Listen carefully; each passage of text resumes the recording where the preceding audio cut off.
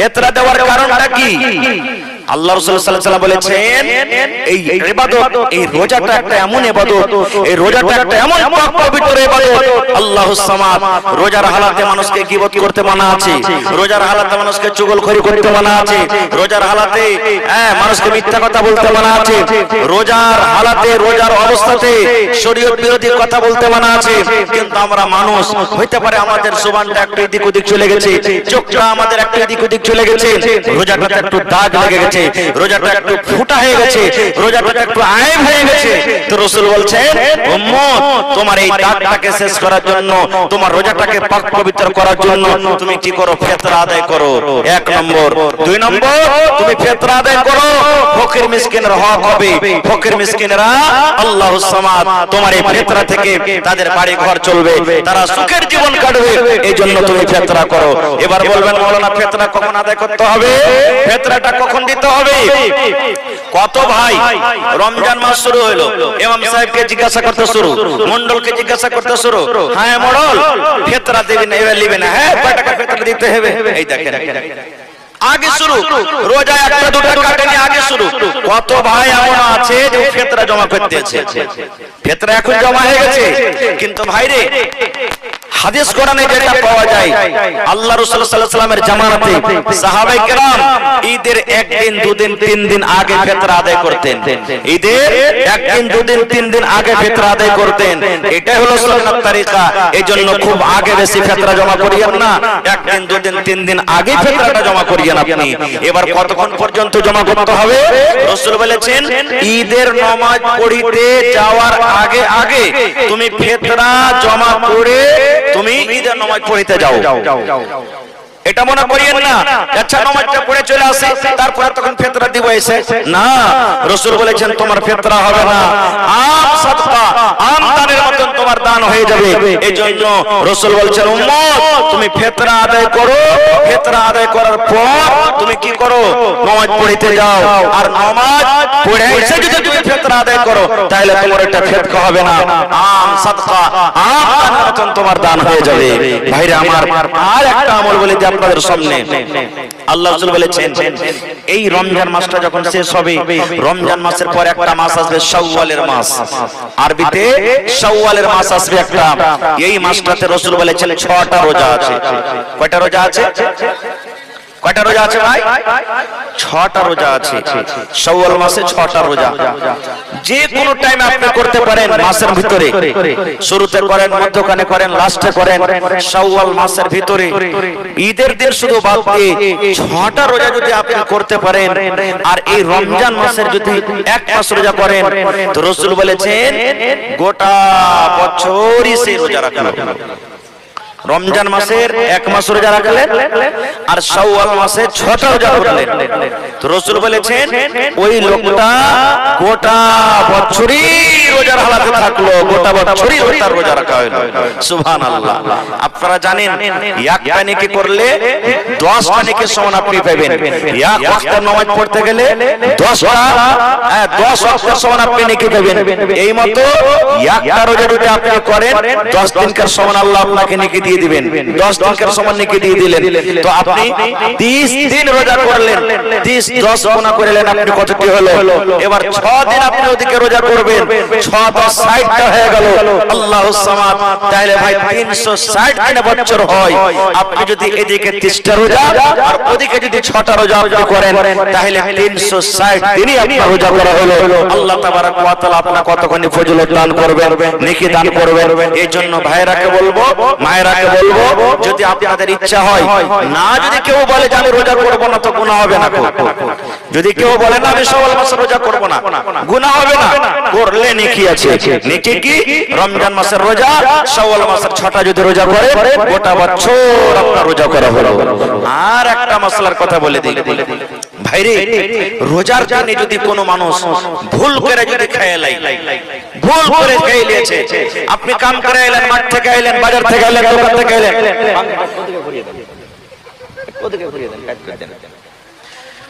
ভুল করে আপনি পানি পান করে নিলেন, ভুল করে আপনি খাবার খেয়ে নিলেন, আপনার খেয়াল নেই যে আমি রোজা করে আছি। রাসূল বলেছেন তোমার রোজা হয়ে যাবে, তোমার রোজা হয়ে যাবে। তুমি ভুল করে খেয়েছো না, ভুল আল্লাহ তাবারাক ওয়া তাআলা maaf করে দিয়েছেন। এবার মনে মনে যদি বলে উপরে উপরে মানে কি যে ভুলেছে আর ভিতরে মনে আছে ওর, তাহলে হবে ভাই রোজা?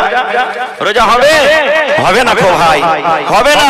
ভুল করে যদি আপনি খারাপ পেরা খেলেন, আল্লাহ তাআলা আপনার রোজাকে কবুল করবেন, রোজা হয়ে যাবে। আর একটা জিনিস বলি, এবার বলবেন হাজী মাওলানা আল্লাহ তাবারাক ওয়া তাআলা এত বড় পাক পবিত্র মাস রোজা কেন আমাদেরকে দিয়েছেন? আল্লাহর কোন উদ্দেশ্য আছে না? নেই ভাই? হ্যাঁ না বলেন, উদ্দেশ্য আছে না? নেই। আজকে ম্যাক বাজছে, উদ্দেশ্য কি? ম্যাক কেন লাগালছেন? যেন জোরে আওয়াজ হয়। মার্কারি লাগালছেন কেন? যেন আলো হয়। আল্লাহ রাব্বুল আলামিন সূর্য দিয়েছে কেন?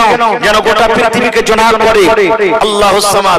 একটা বাড়িতে আপনি গাই কিনেছেন, উদ্দেশ্য আছে, বাড়িতে গাইটা আছে, দুধ হবে, আমি খাবো, আমার ছেলেরা মেয়েরা খাবে, প্রত্যেক কাজে উদ্দেশ্য আছে। তবে আল্লাহ রোজা কেন দিলেন? কি আল্লাহর উদ্দেশ্য আছে? আল্লাহ তাবারাক ওয়া তাআলা সেটা নিজে কোরআনে বলছেন কি?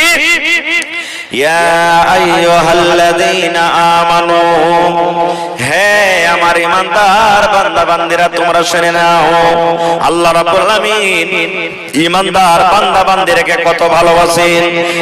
আল্লাহ রাব্বুল আলামিন ওই সমস্ত ঈমানদার বান্দা বান্দীদেরকে ডাকতে বলছেন, ঈমানদার বান্দা বান্দীরে যারা ঈমান এনেছো, যারা কোরআন বলে বিশ্বাস করেছো, জান্নাত জাহান্নাম বলে বিশ্বাস করেছো, আখিরাত বলে বিশ্বাস করেছো, কবর বলে বিশ্বাস করেছো, আমি আল্লাহ এক, আমাকে এক বলে বিশ্বাস করেছো, আমার নবীর প্রতি ঈমান এনেছো, ওই সমস্ত ঈমানদার বান্দা বান্দীদেরকে আল্লাহ ডাকতে বলেন, কুতিবা আলাইকুমুস সিয়াম, তোমাদের প্রতি রোজাটাকে ফরজ করে দেওয়া হয়েছে, তোমাদের প্রতি রোজাটাকে ফরজ করে দেওয়া হয়েছে।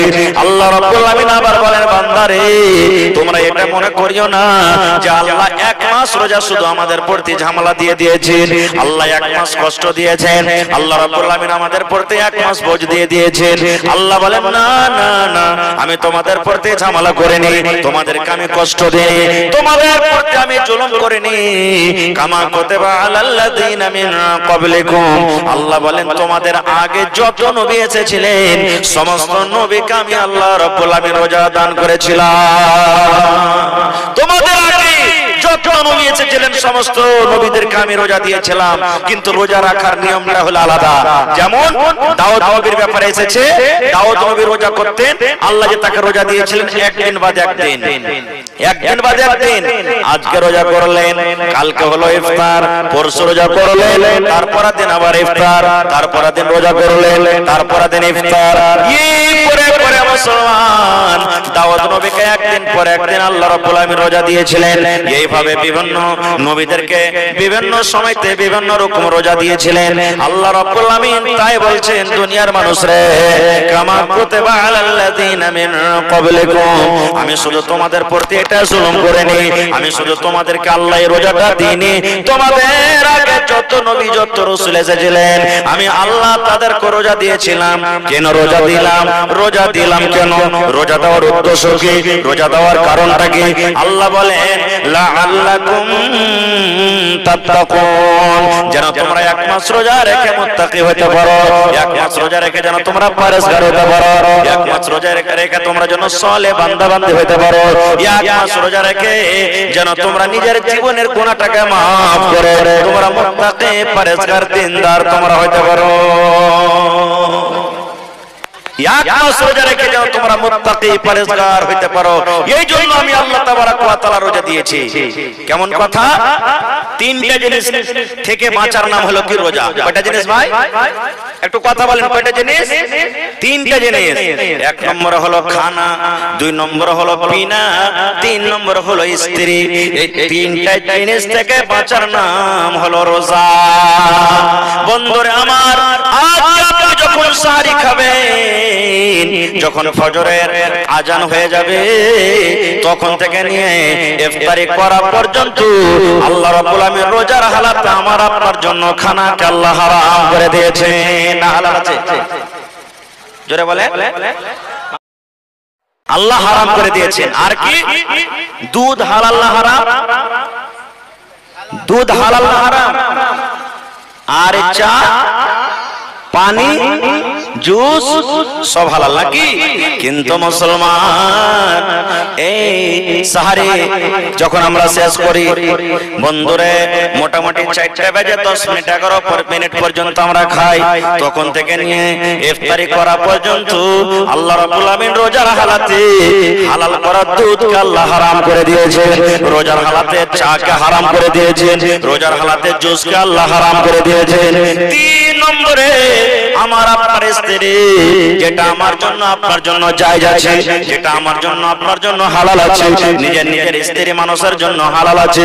কিন্তু মুসলমান সেহরি যখন আমরা খাই, ফজরের যখন আজান হয়, তখন থেকে নিয়ে ইফতারি করা পর্যন্ত আল্লাহ রাব্বুল আলামিন হালাল স্ত্রীটাকে আমার আপনার জন্য হারাম করে দিয়েছে।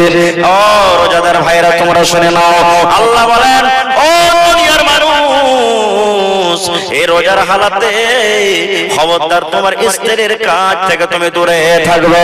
তোমার স্ত্রীর পাশে তুমি বসে থাকো, স্ত্রীর সাথে তুমি গল্প করো, কিন্তু যেটা স্ত্রীর সাথে সহবাস করা হয়, যেটা স্বামী স্ত্রীর হক থাকে, আল্লাহ রাব্বুল আমিন রাতের বেলাতে হালাল করেছেন, কিন্তু রোজার হালাতে আল্লাহ হারাম করে দিয়েছেন। এবার বলবেন হাজী মাওলানা, আল্লাহ কেন খানাকে রোজার হালাতে হারাম করলেন? কেন পিনাকে আল্লাহ পানিকে হারাম করে দিলেন? কেন আল্লাহ স্ত্রীটাকে রোজার হালাতে হারাম করলেন? আল্লাহ রাব্বুল আমিন দুনিয়ার মানুষকে মেসেজ করেন, দুনিয়ার মানুষকে এটা পয়গাম দিতে চান, দুনিয়ার মানুষরা 15 ঘন্টা 16 ঘন্টা 17 ঘন্টা তুমি না খেয়ে থাকো, তোমার সামনে ভাত আছে, তোমার সামনে রুটি আছে, তোমার সামনে ছাতু আছে, তোমার সামনে বিভিন্ন রকমের খাবার রাখা আছে, তুমি একমাত্র আমার ডরে আমার ভয়ে খাও না, কারণ আমি রোজা রেখে আছি। যদি আজকে আমি খানাটা খাইনি, আমার রোজা শেষ হয়ে যাবে, আমার রোজাটা হবে না। আল্লাহ রাব্বুল আমিন দুনিয়ার মানুষকে মেসেজ করেন, বান্দারে এক মাস রোজা রেখে এই যে তুমি আমার ডরে আমার ভয়ে এই যে দিনের বেলাতে আমি যা আল্লাহ হারাম করেছিলাম খানাটা তুমি খাওনি, এই মতো যখন রমজান মাস পার হয়ে যাবে, 11 মাস যখন তুমি জীবনটা কাটবে, ওই হারাম খাতো হারাম খানা থেকে তোমাকে বাঁচতে হবে। আল্লাহ রাব্বুল আমিন পানিকে দুধকে এই জন্য আল্লাহ রাব্বুল আমিন রোজার হালাতে হারাম করে দিয়েছে। আল্লাহ দুনিয়ার মানুষকে পয়গাম দেন, রে দুনিয়ার মানুষ, যখন তুমি রোজার হালাতে এই পানি থেকে দুধ থেকে যে শরবত থেকে যখন তুমি দূরে থাকতে পারো, তাহলে অন্য 11 মাসে মদ শরাব থেকে তুমি কেন দূরে থাকতে পারবে না? আল্লাহ রাব্বুল আমিন রোজার হালাতে নিজের স্ত্রী থেকে আলাদা থাকতে বলেছেন, তোমার স্ত্রীর সাথে তুমি সহবাস করিও না, মিলন করিও না। আল্লাহ রাব্বুল আমিন মেসেজ দিতে চায় দুনিয়ার মানুষকে, ও দুনিয়ার মানুষ, এক মাস তোমার স্ত্রী থেকে তুমি যদি আলাদা থাকতে পারো, তাহলে 11 মাস কেন ওয়াপার স্ত্রী ওয়াপার বেডি ছেলে থেকে তুমি আলাদা থাকতে পারবে না। আল্লাহ রাব্বুল আমিন এই কথাটাই এই জন্য বলে, ও দুনিয়ার মানুষ, আমি রোজা এই জন্য দিয়েছি লাআল্লাকুম তাত্তাকুন। ভাই আর একটা কথা বলে দিই, আল্লাহ রাসূল সাল্লাল্লাহু আলাইহি ওয়াসাল্লাম বলেছেন যে 2 মিনিট, আল্লাহ রাসূল সাল্লাল্লাহু আলাইহি ওয়াসাল্লাম আরো বলেছেন, হে আমার উম্মত, যখন তুমি ইফতারি করতে বসবে, ইফতারি যখন করতে বসবে, তখন রাসূল বলেছেন খাজুর দিয়ে তুমি ইফতারি করো, খাজুর খেয়ে তুমি ইফতার করো, বিসমিল্লাহ বলে তুমি খাজুর মুখে দাও, আর তারপর তুমি তোমার বাড়িতে যে পানি আছে, শরবতের গিলাস আছে, ওই শরবতের পানি তুমি পান করো, দিয়া তখন এই দোয়াটা তুমি পড়ো, সাহাবাস জামাউ ওয়া বিতাল্লাতিল উরুকু ওয়া সাবাতাল আজরু ইনশাআল্লাহ। খাজুর দিয়ে ইফতার করাটা হলো সুন্নাত। এবার বলবেন মাওলানা, আমি হাট চলে গেছি, পকেটে খাজুর নাই, আমি মাঠে কাজ করতে চলে গেছি, খাজুর নাই, স্কুল মাদ্রাসা চলে গেছি, দোকানে চলে গেছি, খাজুর নাই, কিংবা হাট থেকে আমি বাড়িতে আসছি, আমি খাজুর পকেটে পাই না, খাজুর নয়, কিংবা হঠাৎ করে বাড়িতে একদিন খাজুর শেষ হয়ে গেছে, খাজুর নাই, তাহলে কি করব জি মাওলানা? তো ইয়া রাসূল বলেছেন, ও আমার উম্মতের দল, তুমি খাজুর দিয়ে ইফতার করো। তোমার বাড়িতে যদি খাজুর না থাকে, খাজুরের যদি তুমি জোগাড় করতে না পারো, তোমার বাড়িতে পানি রয়েছে, ওই পানি পান করে বিসমিল্লাহ বলে তুমি পানি পান করো, ওই পানি খেয়ে তুমি ইফতার করো। তারপরে রাসূল বলেছেন তোমার বাড়িতে যা আছে, খিচুড়ি আছে, রুটি আছে, ভাত আছে, সস আছে, তোমার আরো অন্য অন্য যেগুলা খাবার তুমি রেডি করেছো, ওই খাবারগুলো তুমি পরে খাও। প্রথম হলো খাজুর, খাজুর যদি না পান, খাজুর যদি না থাকে, 2 নম্বরে রাসূল বলেছেন পানি পান করে তুমি ইফতার করো। এটা হলো আমার সুন্নাত তরিকা। এই সুন্নাতের প্রতি আমল করলে আল্লাহ রাব্বুল আলামিন তোমাকে নেকি বেশি দান করবে। তারপর রাসূল বলেছেন একটা সাহারি খাওয়ার টাইমে রাসূল বলেছেন সাহারি খাও, কারণ সাহারি খাওয়াতে বরকত আছে, এটা হলো বরকত আছে। এবার আপনারা বলবেন মাওলানা শুইতেছি তো জাগতে পারিনি, একবারে ফজর আজান যা সন্ধ্যাবেলাতে খেয়েছি আর কিন্তু খেতে পেলাম না, কি করব? রাসূল বলেছেন তুমি নিয়ত করে নাও, তোমার রোজা হয়ে যাবে। নিয়ত করে নাও, তুমি খেতে পেলে না তো কি হলো, তোমার রোজা হয়ে যাবে। আল্লাহ রাব্বুল আলামিন তোমার রোজাকে কবুল করবেন, তোমার রোজা হয়ে যাবে। এইজন্য তুমি এটা মনে করিয়া না যে আমি সাহারি খেতে পেলাম না তো আমার রোজা হলো না।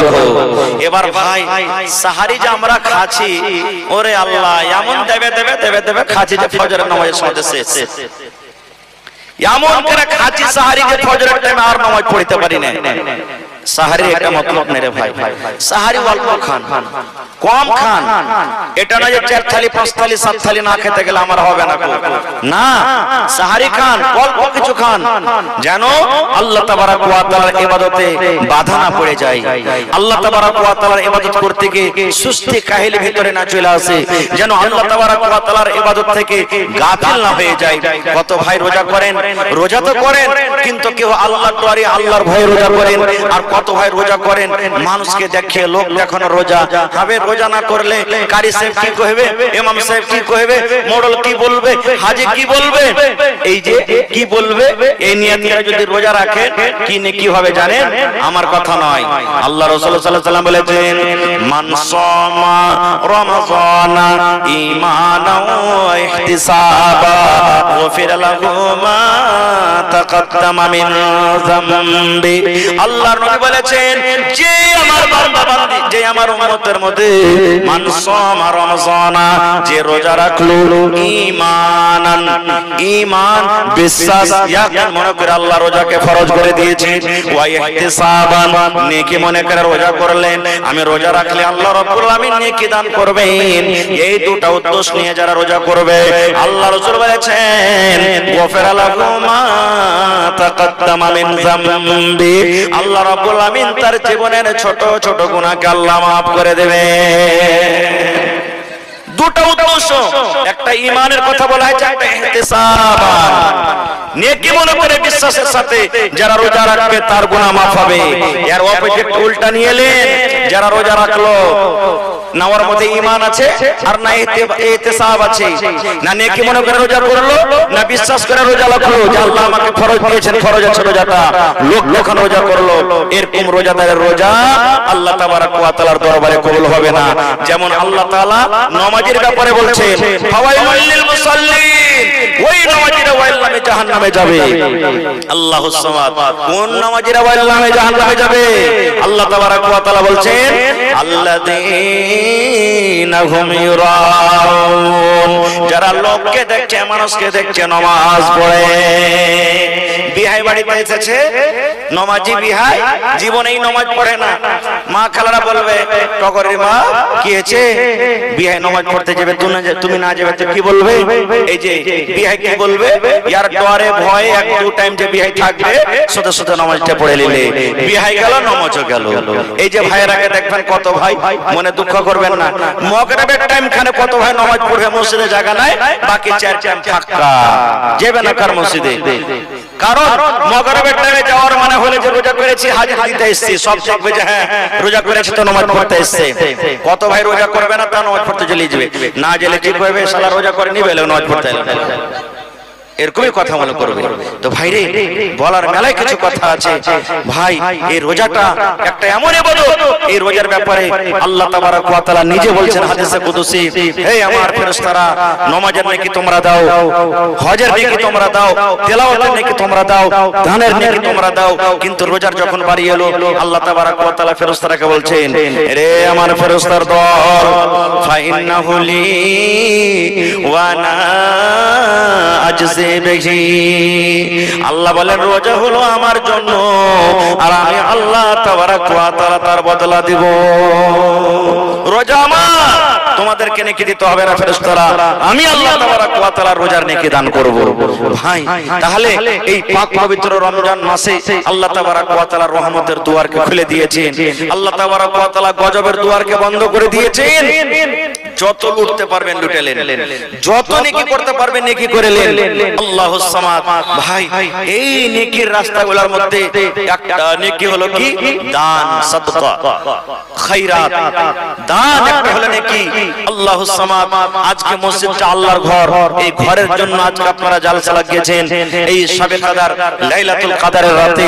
ভাই কে জানে কখন আল্লাহ কার দানকে কবুল করবেন, কোন আমলটাতে আল্লাহ তাবারক ওয়া তাআলা কার খুশি হয়ে যাবেন সেটা আল্লাহ জানছে।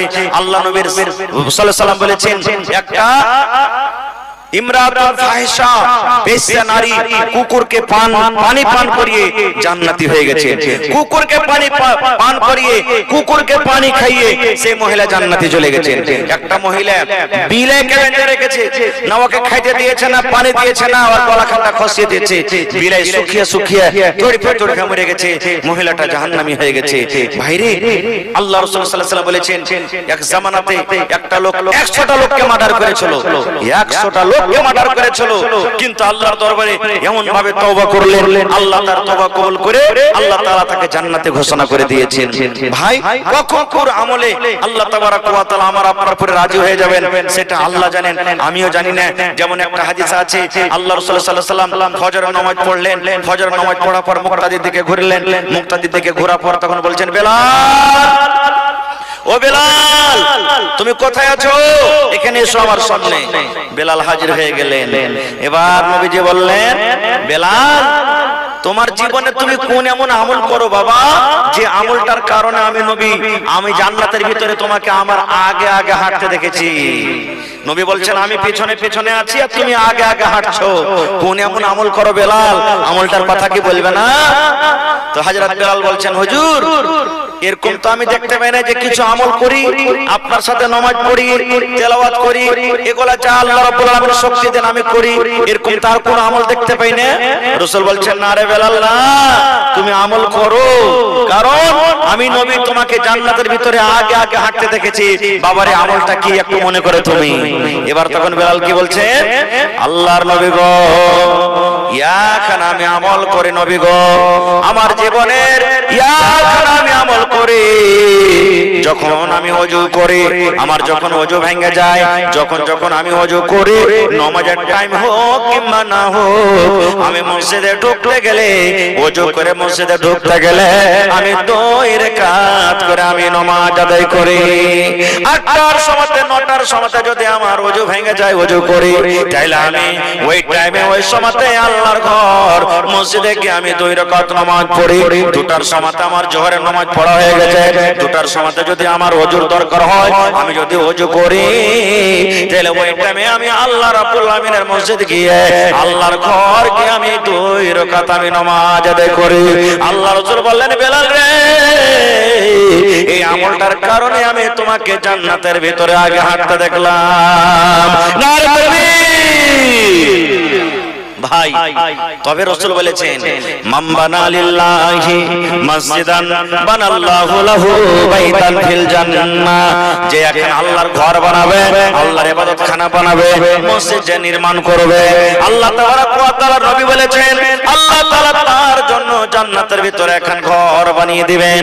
দুনিয়াতে আপনি আল্লাহর ঘর বানাবেন, দুনিয়াতে মসজিদ বানাবেন, আল্লাহ রাব্বুল আমিন তার বদলাতে জান্নাতের ভিতরে আপনার জন্য ঘর বানাবেন।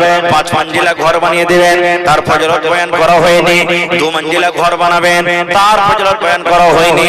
নিজের বাড়ি বানাইতে হবে, ঘর বাড়ি বানাইতে হবে, বানা দরকার, কিন্তু মুসলমান আল্লাহ নবী 1400 বছর আগে এলান করেছেন উম্মতরে, যে আল্লাহর ঘর বানাবে, নর হোক কিংবা নারী হোক, যে আল্লাহর ঘর বানাবে আল্লাহ রাব্বুল আলামিন তার জন্য জান্নাতের ভিতরে এখন ঘর বানিয়ে দেবে। সুবহানাল্লাহ।